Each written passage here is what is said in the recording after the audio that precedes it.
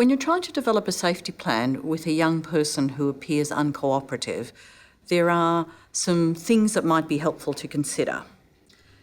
One of the most important ones is to have a stance that the young person is doing the very best that they can, and they're not trying to be deliberately difficult or deliberately obstructive.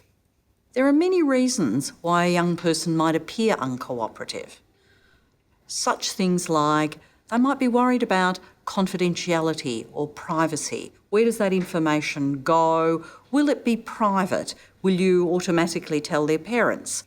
They may have had negative experiences in the past of help seeking, of not being listened to or being in fact dismissed. They might be worried about what's going to happen if they talk to you about what's going on for them. So some gentle encouragement or some tentative guesswork can be very helpful in trying to encourage a young person to tell you about what's happening for them. In regards to safety planning, some of the following ideas might be useful to keep in mind. Explain the purpose of the document, that it is about trying to help a young person keep themselves safe and learn about things that work and things that don't work.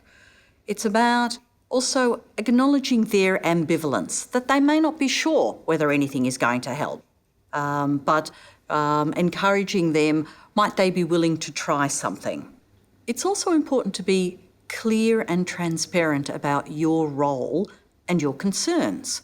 So, for example, if a young person is unable to participate in a safety plan, that will leave you as the clinician having to guess. And that's actually not a good thing, because you're likely to guess wrong. You're likely to do things that are not that helpful. And, you're trying to be as helpful as you can. And that requires the young person's participation.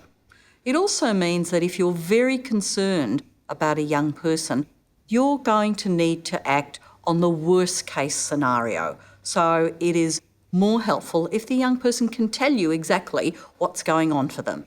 A young person already has an idea about what works or what doesn't work for them. If you've been able to write a few things down on a safety plan, even if these things are quite tentative, you want to ask the young person to look at the plan, to see, is it realistic? Is it doable? Does it fit with what they already know about themselves? And to consider, where are they going to keep the plan, so that they can refer to it when indeed they're feeling pretty stressed. One of the important points about developing a safety plan is that it's a collaborative endeavour. The young person has to be part of it. It's, we have the phrase done with, not done to. So that's why it's essential to have the young person's input, even if that input to start off with is quite tentative. That actually being there, being in your office is already a huge statement about this young person wants some help.